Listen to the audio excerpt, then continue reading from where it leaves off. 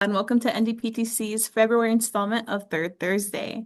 Mahalo for joining us today, and we're so glad you're here. Today's session is Beyond the Slide Deck, Weaponizing Pedagogy for Resilience. It's my pleasure to introduce today's featured speaker, Lenora.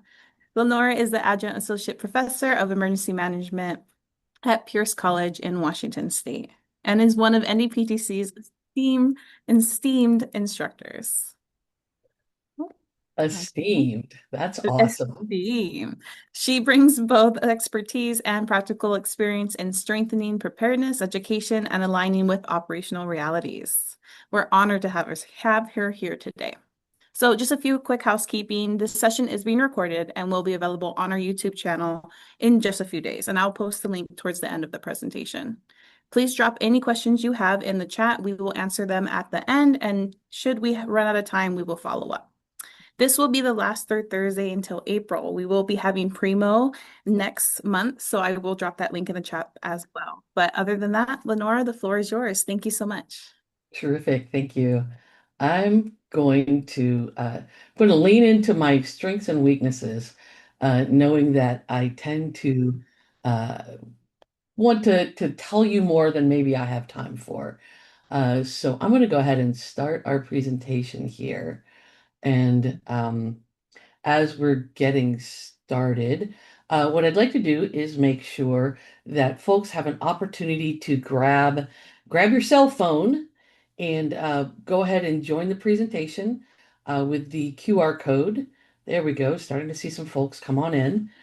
So grab that. We're going to use Mentimeter as a way to be a little more interactive, to do some discussing and to demonstrate the kind of things that we're talking today. So, like Amy said, I teach at college. I teach at NDPTC, where apparently I'm esteemed, and FEMA, and I'm working on my PhD in adult education with a focus in adult education. It's actually educational leadership, but where I spent my time and what I'm really focusing on is instructional design and technology. And one of the things that I found is that we've kind of all been in that training. If you've been around for a little bit, you're pulled into this activity. You know that you're going to be looking at 80, 150, 150, 300 slides over a period of a few days. And it's just going to be this kind of fire hose of you sitting back and trying to absorb this material and be able to regurgitate it at the end so that you can get your certificate and walk out the door. And we want to burn that model. We want to burn it. We want to torch it. We want to stomp on the ashes and bury them deep, because this this isn't the model that helps people learn. Especially as we look at a lot of the folks who work with us in emergency management in our first response fields. There's a lot of ways to learn, and one of the most difficult ways, particularly for a lot of people who are very active, is sitting down and having people just you know push material out at you. So we want to talk about building up resilience in our departments as we look at going beyond these slide decks. How do we, as I'm sitting here showing you a slide deck, I get it, but how do we take these and move them forward, modernize what we do in our training and our education to make sure that we're bringing people in and helping them actively engage with our content, and we're able to validate that they've met our learning outcomes. So we're going to talk about weaponizing pedagogy. Just a quick thing for those of us who aren't coming from that educational background. Pedagogy is the method and practice of teaching, especially as we look at academic or theoretical knowledge. So that's what we're really talking about, is how we help people start to learn. As an emergency manager, we know in our world that our best weaponry is both our knowledge and our network. We bring together content and information that we have to know. But we, more than that, more than just having, the knowledge of what's in the plan, we are able to critically think, we're able to process large amounts of information and to create an opportunity for us to make decisions about it. So we know things, and we know how to move and process data, we know how to share it.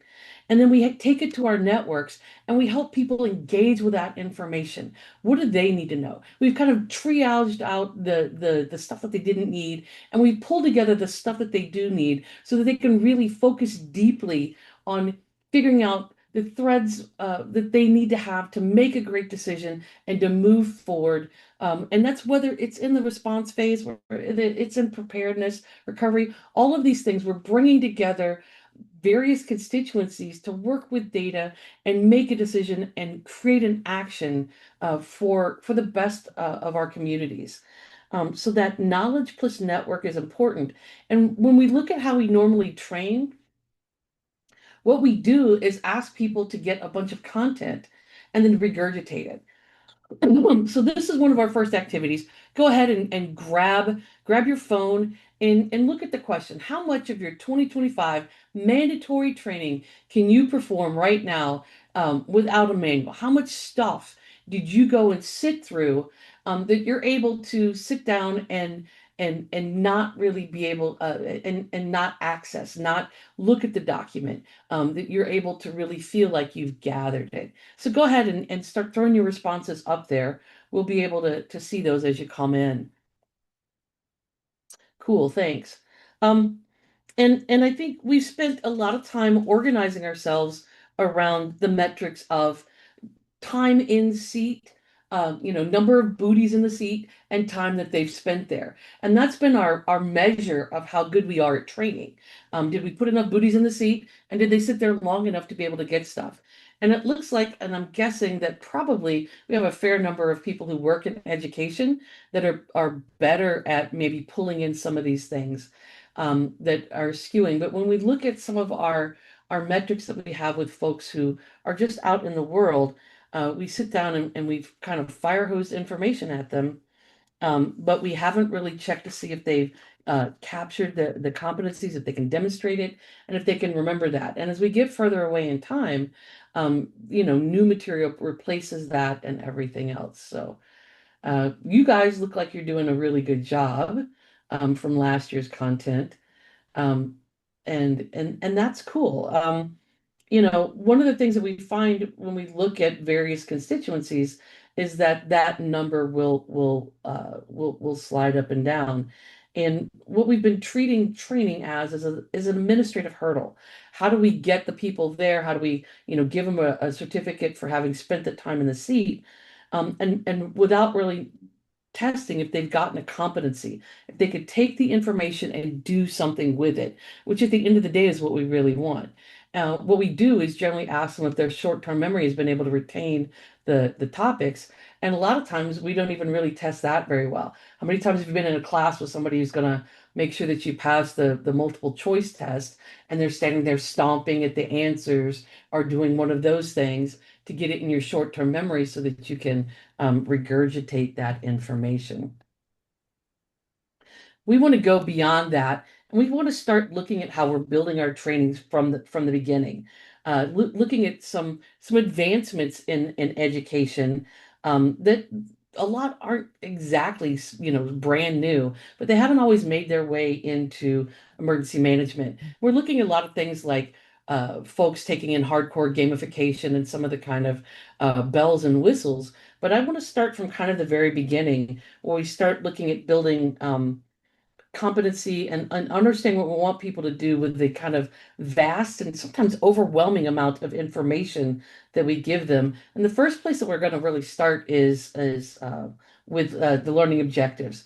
Now, there's not an educator out there who hasn't seen this table probably 50 million times, right? It is Bloom's taxonomy. It's from the 1950s, and it's when they started kind of categorizing our learning objectives. How do we know at different levels what we want students to achieve?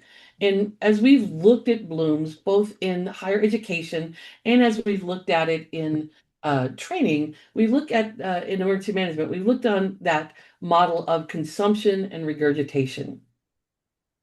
Um, we tend to stick down here at understanding and remembering our lowest levels, getting an idea, being able to recall facts, memorizing, repeating, stating, selecting, recognizing, reporting, and translating. Those tend to be the kind of things that we're looking for. But in 2008, recognizing that we aren't just humans anymore. 1950s, we had books, we had plans, and we had to remember and know where to find our material. That was what we did. So there was a limit to what a person could do because it was based on what people could remember, what they could have at their hands. We didn't turn on the World Wide Web and have access to the technology that gave us materials everywhere for all times. What we had was what we could keep and print and digest at our fingertips. 2008, we started recognizing that we needed to look at how we manage information now in our technology enhanced world. So Digital Blooms came out in 2008, and it focuses on production, not the consumption and regurgitation, but taking that material and moving to the higher levels. And they created some new verbs, and I'd like to take a second and just, for those of us in emergency management, in these first response, we look at these verbs, we focus a lot on verbs when we do things in our ICS courses, right? And we look at our SMART objectives. And one of the things that we do is focus on getting verbs that tell us what the end state looks like. That is no different than what these verbs do for us in education. What does the end state for our students look like? What are they doing to do these things? How do we know that they've accomplished it?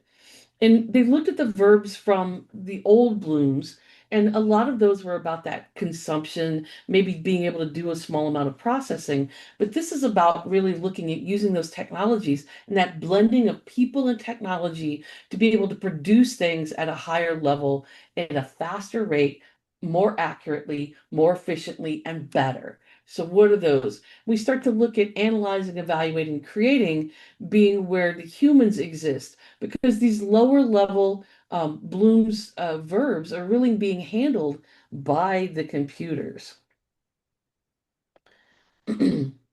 So we start to look at the kind of activities that we do with the digital tools, and uh, the idea of remembering and replying and regurgitating and uh, those types of things down at the lower levels aren't really happening.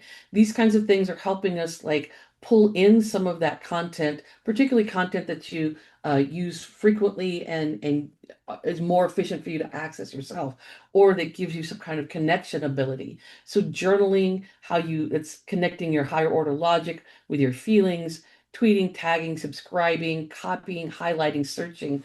Those are the kind of tools that we do now. It's not about having the information, it's about being able to access the information or connecting the information. When you look at the higher level activities, we're looking at filming, podcasting, directing, testing, posting, moderating, surveying, linking, validating, blogging. Those kinds of activities are where we process with our technology, we distill it down to what we need, and we make it actionable. We produce it so that other people can access and make decisions, can make it actionable and do the things we need. We don't need to remember everything. So we're not relying on one book. We're relying on the technology to give us those things. Um, so yeah, let's keep going forward. So let's take a quick look at an example of how just the one verb analyzing has changed over time. In our old world, in the way that we did things, analyzing, a worker may look at like a static list of shelters, a static flood map. They may post those maps up, and people have to access those types of things. As we look at doing that now, kind of a more modern technology enhanced way we're doing that. We're still going to have some analyzation, but most of that's going to be kind of offloaded to the computer. So we're going to take a live weather feed. We're going to overlay it on a Google map. We're going to add pins for active shelters using the data that's coming in from the field, and we're going to create an integrated tool that provides more value than the individual parts. Where before we put the parts up, maybe we had a map and we put a plastic overlay with a marker and tried to draw around it and incorporate it together. And then you had to get your Windex out and wipe it off as the map changed. You weren't looking at being efficient. You weren't looking at being dynamic and timely. Now we can link that information from the shelter for its capacity, any kind of issues the shelter has, any kind of specialty. This one has pets. This one is, stimulation minimized for people with maybe ASD or something. So as you're looking, we can give real-time information and create a dashboard that allows decision makers to look at things like capacity, look at where the flood is going and be able to shift it to opening a new location or shutting down a location, moving people to the right kinds of shelter for people who are bringing their pets or not bringing pets. All of those things allow us to take vast amounts of information that weren't accessible in a timely fashion before, um, and bring them together to give you that kind of dynamic in real time data that allows you to make real time decisions. So you've gone from reading a report of kind of where the flood was and looking at all the possible locations for your shelters and creating that interactive real-time dashboard that's dynamic. It's changing as you need it, giving you an actionable common operating picture. So I throw the question out there as a rhetorical question, which skill set do you want your EOC workers to really have? Because if we're training people to read a map in the old way, to pull it out of a plan versus being able to take the digital tools and pull those things together and create that dynamic dashboard, I think you're going to find that your constituencies who are looking to you to give them support and data and information are going to rather have that dashboard than are looking at having a marker colored map, right? So let's keep going forward. That kind of gives us the idea of using kind of modern verbs to describe what the end state for our people is really going to be. Where do we want them to be? How do we want them to be showing that they can do an action being the cyborg, the tech-enabled person who can process and use and have lots of data, offloading the memory of that data, the low-level holding of it to the computer, and being able to access it, sort it, and get it to something that's usable to people now. So once you know what you actually want your people to start doing, you can start really looking at doing that weaponizing by creating the right kind of training and educational activities that help them do that, that help you understand what they're going to be doing. So let's look at that weaponization. Here is it's fake. It's a fake tweet here, and it is a Phil Distill has put out a tweet, and he's a local reporter who said he just heard from a source at the treatment plant the water supply is compromised. Don't drink it, don't bathe in it. They're lying to us. Spread the word before they shut down the cell towers. There's something horrible going on, and they're hiding it all from us. You could see from this that he's getting over 1,000 retweets, over 3,000 likes on this, and you are going to be looking at taking this forward. Now, in our old way, for that activity, we would say, okay, here's our message components. This is an actual uh, slide, Visual 33 from chapter 4 or 6 or something in the instructor guide from FEMA's ELK 105, Public Information Basics. And what do? Okay, we have warning messages and we need to talk about the threat, the location, the time frame. And we spend time giving people, 60, 80 slides about how to create a message. And it's very passive and we talk about it. When we look at weaponizing, we're going to use the verbs that we talked about before and look at where we want these people to do. So you're going to, in this next slide, take that tweet from Phil, and you're going to excuse me, you're going to put out in the next slide what you want your trainees to have. So you're going to take, I'm leaving this up here for a minute. You're going to use a digital verb from the table and answer this question. What digital action must your your trainee, your student, perform right now to prove that they can neutralize that text from Phil. So I want you to take a look, think about where you're going to be on the blooms. So the upper part is the same, but look at some of those verbs down below. What are you going to ask your people to really do to prove that they have a competency to negate that misinformation? All right. So hopefully, while I was talking, you had a chance to get a verb. And at this point, grab your phone again and throw into the comments what kind of verbs you might use to demonstrate, to know that your student can demonstrate neutralizing that narrative from Phil. The world is poisoning us at the water plant narrative.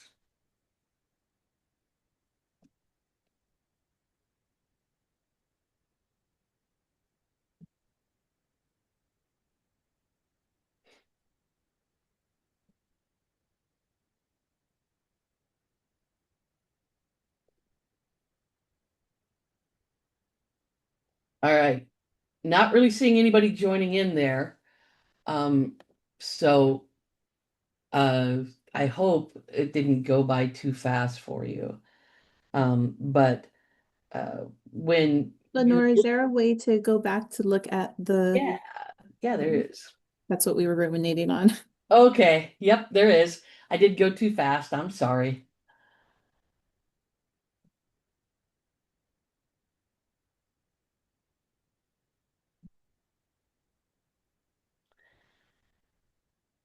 So you guys are going to be writing the action that you want your student to demonstrate from the verb list to prove that they can neutralize fill.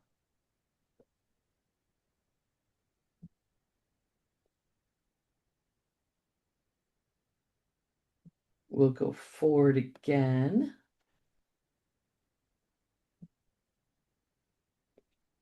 Lenore, there's also some people using the chat as well. Oh, yeah, I can't see that. I've got too many programs overlaid. Managing, defending, awesome. Judging, cool. Amy, can you tell me some more of those that you see in the chat? We have questioning. Okay.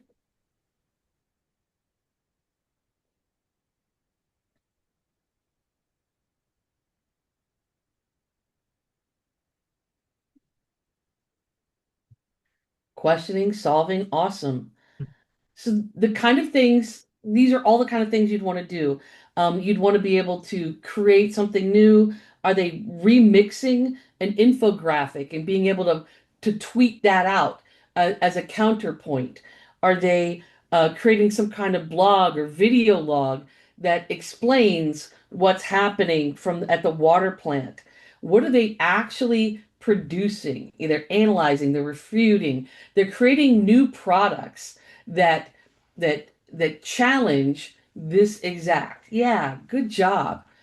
So those are the kind of verbs that you want to see. So you're going to be, and we're going to talk about moving in the next section to the kind of things that people will be doing. And I'll show you some tools for that. When you pick the right verb, it leads you to the kind of technologies and software that help you be able to do those actions. So we're going to do that in section 4. But in section 3, what I want to do is talk for a second about validating and credentialing the learning objectives. So once you've got the right verbs and the actions, the activities that people are going to do, you're going to need to be able to validate and credential what they did. And I want to take just a quick second here and talk about digital badging. It's an evidence-based credentialing system that allows people to have something that's digital, so it's stored up in a cloud, in a system, on a server. It's based on having demonstrated an action, so it's evidence-based.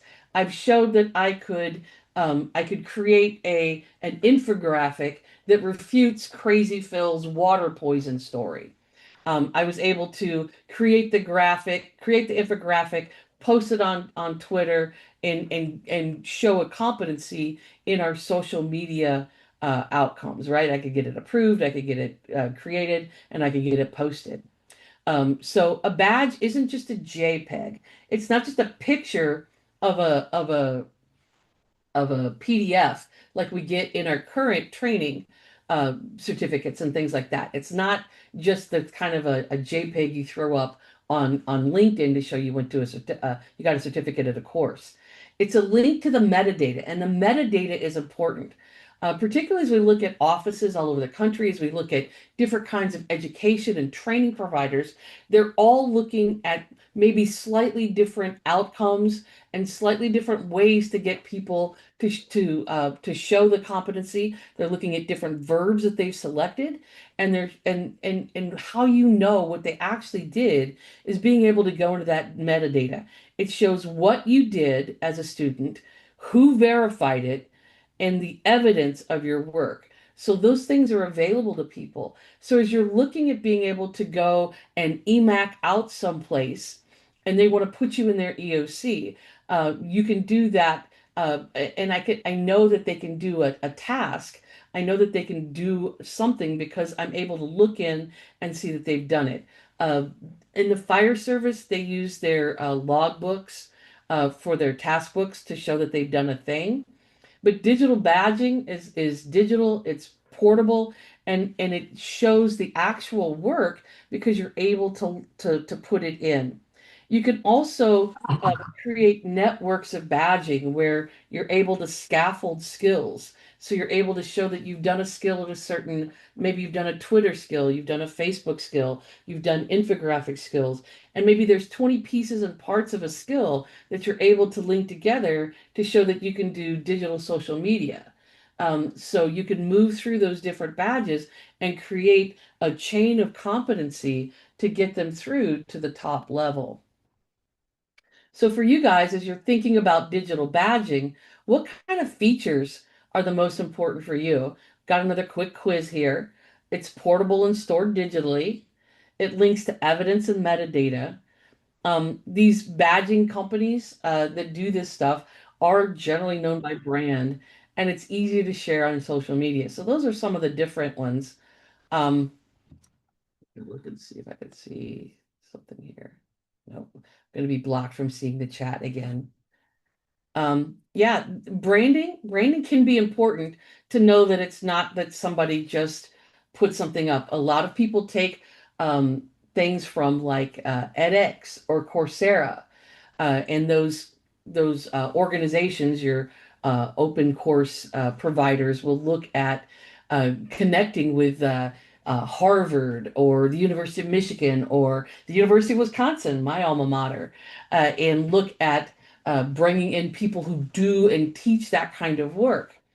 Uh, as an emergency manager, some of the things that I find that would be really important, having portability and particularly the evidence and metadata. It really goes beyond just having a badge, a look at a picture, and it shows really what the person is able to do. Being able to put it on social media is awesome because as people are looking to have jobs, as they're looking to have competencies, people can go and validate what they have. So all of those are really key features. And as you would look at getting that kind of software that helps you do that kind of thing, you want to make sure that you're finding out what your constituents need, your students need as they move around. As I mentioned, I teach at Pierce College, and we use it used to be called Badger. It was put out by Canvas, which is one of the large learning management systems. Then it got bought up, and it's changed its name a couple times. And in July, it came out as Parchment. It changed its name to Parchment. And so all of the free stuff that you used to be able to get from there has been closed out as of July. So we'll keep going forward here and take a look at our fourth section. And I want to make sure that I hit some of the tools that you can take. So as we've kind of been building our competencies in doing this, it's understanding what the verbs are that marry people and their technology together, with the tech taking in the low level stuff and how we leverage our people to doing what is the most important human stuff. So leveraging up our verbs and enabling them for a modern digital technology enabled era, excuse me. As we look at our second section, we start looking at how once we have those verbs, we start to create the activities that make sure that we demonstrate those verbs and that people are showing a actual competency, not just checking off low-level knowledge, because like I said, we offloaded a lot of that to computers, which can store and access and deliver that information faster than any human can. So we give the low level stuff to the technology, which can do it better. We move the high level stuff to us. So those high level verbs, we have to start changing our training to show that we can do those high level verbs. And then once we do that, we need to be able to take as a student who's achieved those competencies and show that it's been validated and that we can, and that it's credible and portable. And that's what our digital badging does. So those three things together allow us to tech enable our training to meet the needs of a modern era, to meet the needs of modern students who are moving up and becoming part of this technology enabled workforce. So what I want to spend this last section for is helping you select some of the tools that can help you weaponize that pedagogy. So let's look at some of those tools. As we look at the tools, there's different things that you can do. There's digital sandboxes, interactive scenario development, real-time pulsing, and digital vault. So let's look at some of those tools. I'm going to talk through some of them. And what I want to say at the outset here is that we use these tools to create the ability for people to demonstrate those competencies that we've talked about and to model a healthy, flexible workplace environment where communication is really the currency and where we build the networks. Remember, our first couple slides, we talked about our knowledge. So, what we want people to do now, the knowledge of what they're going to do, their actions, and their networks are critical. These tools take us beyond just consuming and regurgitating for a multiple choice exam to demonstrate that we sat in a place long enough to have enough short-term memory to answer some questions, and they help us interact with people. So the first tool I really want to talk about as we look at digital sandboxing is Miro. And it's a collaborative kind of infinite whiteboard where multiple people can work in the same space simultaneously. So as we look at what weaponizing verbs we use to describe this.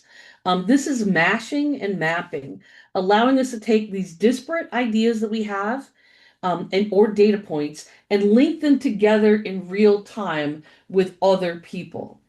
So some EM applications that demonstrate how we could use digital sandbox software. And I didn't mention, I'm going to mention some names. These are not the only ones. At the end of each of these sections, I'll tell you some different places that, some other different providers. And you need to find kind of the providers that work best for you. And I'm not getting paid by any of these people. Okay. So, uh, digital sandboxing, for example, in planning and preparedness, you can design kind of hot seat scenarios where people are moving assets around on the resource board during the tabletop in that sandbox to see how that's playing out. We can have plans, our old plans, 200 pages plus sitting on a shelf. I just finished a mitigation plan, 385 pages, right? And they're going to sit there a lot of times because they're so big. We can use digital inboxes to build critical plans and crisis management plans that we're using at the time that we're developing from planning knowledge. We can have people develop an incident action plan, to develop a recovery plan based on the exact scenario that they're being told and the resources that they can bring that we can use immediately in our actions.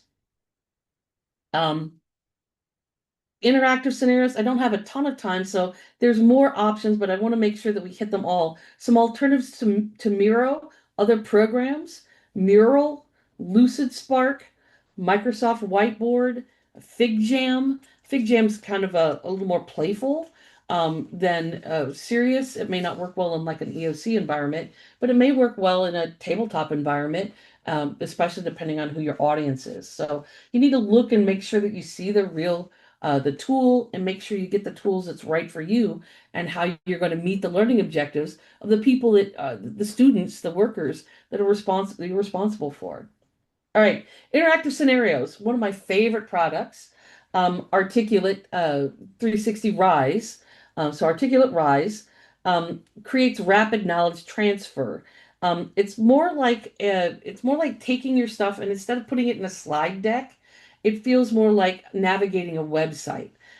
So it helps create interactive training that you can put out for lots of people, and take huge amounts of information and put it into small chunks that people interact with. It helps them evaluate and orient. Those are kind of our weaponized verbs, and you can use it in rapid response training. You can create, for example, ready to deploy modules for volunteers. So some like just-in-time training. So how to properly fit an N95 mask. Maybe you show the mask, you show the video, you demonstrate putting it on, and then you have an ability for them to put the steps to properly put the mask on and fit test it in order to get on. So maybe you have a 3-minute section on masking or gloving or degloving that shows how this kind of works. You can use it for interactive job aids, for SOPs, um, for field guides, lots of types of things. You can also put it in like ethic and legal training, simulation use. So it can be moving through. It's not as useful maybe in the moment of a response or recovery, but it's totally awesome for your preparedness and your training. It's a great platform to get people to work through activities that they need. All right. Some options other than that um, uh, let's see here, Easy Generator, SC Training, which used to be EdApp, iSpring Suite, and Adobe Captivate. It competes with Rise. It's Adobe's option. All right, real-time pulsing. You have been real-time pulsing. So one of the things that happened in this very presentation is that I had moved too fast past the table with the verbs that we needed, and I could take a look by saying, "Hey guys, we're doing an activity," and I saw 0 of 15 people coming into that activity and putting your verbs into that area. And what it did for me, instead of being able to blow past it, I recognized that I'd gone too fast and I needed to go back and actually give you more time to read and digest and come up with the answer to the activity that I wanted. So the real-time pulse was that I was going too fast here, and I needed to slow down and do a call out to Amy, find out what was in the chat because I can't see it, and see where we were going to go. So this is one of the tools that let us do this. I use Mentimeter in my leadership classes at the college. When we look at this, this is kind of like annotating and collaborating. As a teacher, as an instructor, a faculty member, I need to make sure that my part of the partnership in the learning with the student is happening in the way the student needs it. And this is how I check to make sure that it's actually happening, that it's really done. So I can do these kind of things in after action reporting, right? We've had an exercise, or we've had a real incident, and we're going to be getting a hot wash done, and we need to find out what people thought happened. So you can put some open-ended slides up to get comments without having to attribute them to somebody. Hey, I think my chief didn't know his behind from a hole in the ground, right? So I need to be able to say something that somebody didn't have the training or wasn't accurate in what they did, but it's not attributable, to be able to put it up and be able to generate the discussion that we need to be able to learn from it. So I can create consensus. I can have town halls where people can put up after a disaster or after a training activity or after a public education activity? What did you learn? What was the big thing that happened? What's the word cloud that comes from this? What really stuck or resonated with you?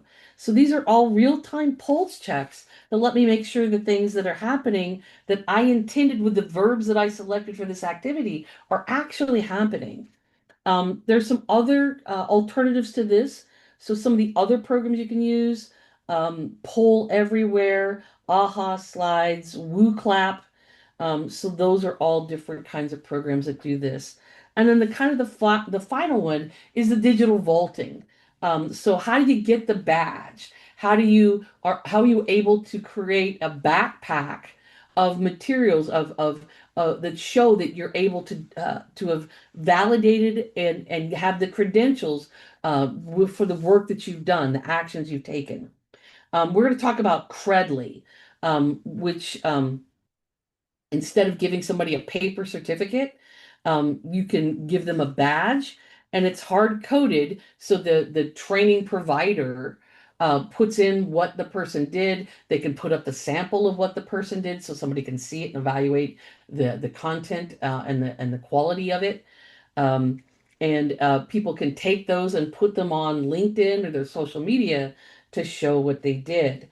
I know I started doing this work in the 1990s, and I literally have a folder that's this fat with just tons and tons of certificates that show how much time my booty has sat in a seat, and that I've passed some kind of easy to grade multiple choice test, which is really just a short-term memory test, but it hasn't really demonstrated that I've been able to learn. Um, so you can look at as you're moving these things through, creating the kind of digital vault of badges for the different credentialing that we want people to have. So if you want to have somebody be able to show that they have the ability to create GIS maps, to put out social media, to do the different things that we do, you can badge them out for it, which both helps them and it helps, if they go EMAC out, if they are looking for a new job, if they're growing in their career, we're able to create digital profiles of our work that can be validated and credentialing us to do that kind of work. Um, our degrees, our diplomas, I use them at Pierce again, like parchment. All of our certificate programs, all of our degree programs, and then as students do certain other activities, join our honor society, we give them credentials for that, and we're looking at building out that kind of pathway of credentials to show competencies over time. So Credly is one option for that. A credible certifier and Canvas badges, Parchment, and Badger have all been bought up and are now all the same thing. But you may hear people talk about those different ones. All right. So I know that I only have a couple minutes, so I'm just going to kind of move to the end of what we have here. That's the end of the content that I had for new stuff. I want to reiterate that the kind of what we want to do is kill the slide deck. Take out, some of you may know I teach science of disaster now, fundamentals of threats and hazards, and I got literally a 5-inch binder of slides that I had to go over in 3 days. I'm like, that's no way to teach science. It's no way to teach anything. Get people touching and talking and doing and using and critical thinking, and especially as we look at AI enabled, where we're not going to just have the World Wide Web, which is a repository of data that we can pull quickly, but we're going to have tools in the AI era as they start to get more built out and more reliable that will do some of the lower level processing and triaging for us so that we're moving even up higher in the scale of what people can do. We're going to be able to take, once we get validated and credible and reliable tools, we'll be able to have it taking the world of possibilities and narrowing it down so that what we do is we take and select from those narrowed options out to our people and we start building the people around the network. My educational training is in geography. We all live in a real world. The computers aren't going to be able to really do that for us. We don't have robotics or whatever that are doing those things. What we have is people who still have to apply their resources, who still have to network, collaborate, bring their things together, authorize those things to happen. So right now we're looking at a little bit back at being able to just say we have the World Wide Web, we have the repositories. As AI becomes more reliable, it'll manage taking some of that data of everything and pushing it down and narrowing it so that we can make more choices and more supported choices. But we're still going to have to be able to build the responder that can take that information, make the right choice, make the network, make it available to the other people and technology that need it, because we exist, particularly in the response phase, in these dynamic, changing environments where we have to always be feeding that. EM and basically humanity in general is moving past that idea of giving a person a content and having them regurgitate a multiple choice test answer to show that they've been able to do it. Our futures aren't that. Our problems can't be solved by a quick answer on a multiple choice test. You're going to be left in the dust by what the world is doing and what people expect of us are not only is the technology moving fast, but people expect us to use it. So we can't train people anymore like we have 1950s binders that we're going through. And that's what pedagogical weaponizing is about. It's about recognizing that our training and our education have to look at the reality of the merger of people and technology, and that technology taking those lower level tasks and helping people be able to demonstrate instead that they can exist in those low level areas and show that they can make actions and solve problems and deploy at that higher level the things that are uniquely human. At this point, I know I've ran out of time. So if Amy, do you need to do something here? Do we keep recording and ask if people have questions? Please tell me what to do. Yes, yes. So now would be a good time for questions. Feel free to come off mute and ask your question or put it in the chat. But while we're waiting, I do have a question coming from a course developer mind frame. I was just wondering, what are one or two practical ways instructors can shift from the slide heavy or killing the slide deck to this to this new way without increasing the course length or cost of it, if you had any tips or tricks? Um, I think that I think that there's two questions there. One is about course design, and course design has to move from being static, where the person sitting there with a drool hanging out of their face as we give them 8, 10 hours of content. We're going to have to put in polls. We're going to have to be asking people to do a higher level of exercising. A lot of the content when we send people out for activities is low level, and the answers are already known before you send them out. Very rarely do we ask people to have to negotiate a solution. Some of the best exercises are both solutions are correct because humans are messy and we exist in the grayscale, but our activities to get through on time are asking us to come up with a black or white answer. And we pretty much know what the answer to the question is going to be before we send people out. We have to increase the critical thinking and the networking and testing the social skills of us being able to negotiate out a solution, because that's where a lot of that accessing data and telling us what it is again, which is what a lot of uh, our existing exercises are. That's going to be taken over by computers. We don't need that anymore. We need people to have two solutions that are right and have to figure out how they're going to create a community around figuring out which parts they're going to negotiate away and which parts are going to be core for their community. That's the core of what whole community is. Now, how do we do it cheaply? I think that some of that is going to be looking at some of these programs are have low levels of freeness, but we have to look at what we're buying for our technologies.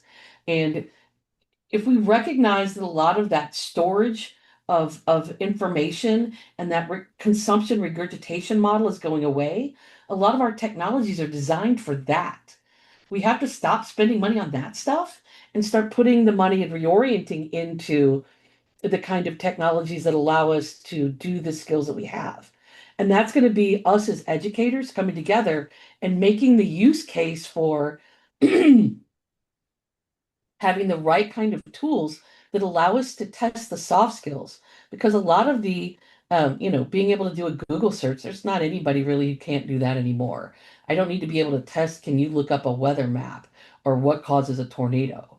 I need you to be able to show that you can negotiate out a sticky problem with different constituencies, with different concerns, and come to an answer. So I'm going to need a whiteboard space. I'm going to need and some of those things are already built in.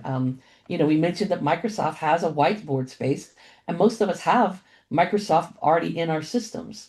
We have the ability within some of our tools, we just don't use them very much. We don't use forms for our polls. And a lot of our communities already have bought the suites. We're just not effectively using them for education. And then there's a lot of free tools. I mean, honestly, we're going to have to get over the fact that fire chiefs and police chiefs and very serious emergency people don't want to be uh, otters and squirrels and stuff because a lot of the K-12 stuff that we have, Kahoot, $5 a month. Most departments can pay for that, but a fire chief is going to end up being an otter or a squirrel or a dolphin, and they're going to have to get over it because that's what we have the money for, and those tools work. I do like playing Kahoot. Um, Mary shared in the chat that redundancy is important. Can you tell Okay. me a little bit more about what you mean with that, Mary? Because I agree, but I'm not real sure where you want me to go.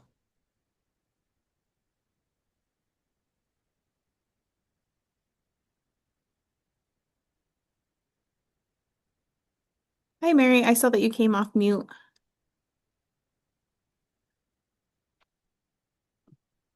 Mary, if you're talking, we cannot hear you. Okay. I think maybe she's having some audio issues. All right. We do have time for maybe one or two more questions. If anybody has anything, please feel free to come off mute.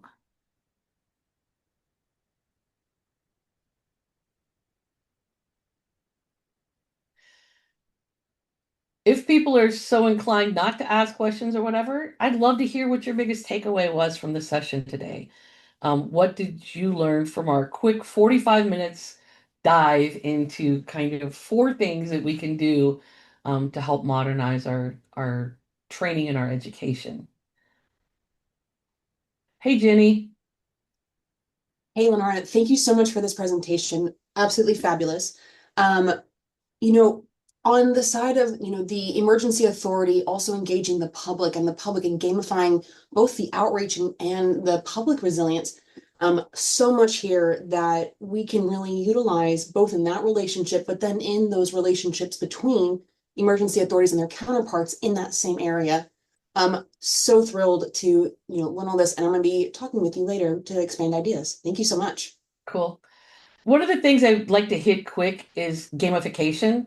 And we've seen a lot of, if you went to IAEM, there were several topics on gamification, and you've seen a lot of people bringing it in, and they've got these big boards and kind of Dungeons and Dragons style gamification, particularly around uh, response activities, wildfires, and those kinds of things, bringing some EOC things.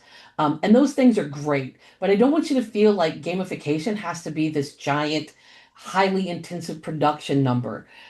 Being able to ask a poll, being able to role play. We've been doing light gamification for a long time because what is an exercise other than kind of putting ourselves in a pretend situation like when you were a kid, right? You went to pretend land and you worked something out. And you went through and took on a new persona and did something.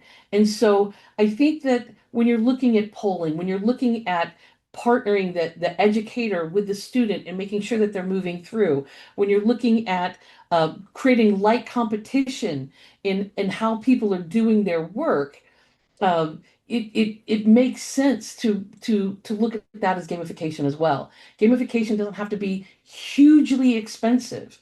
And as we're looking at gamification, a lot of the things that you can build into your training right now, very inexpensive. They're designed for underpaid K-12 teachers to be able to use it regularly to get kids excited about learning.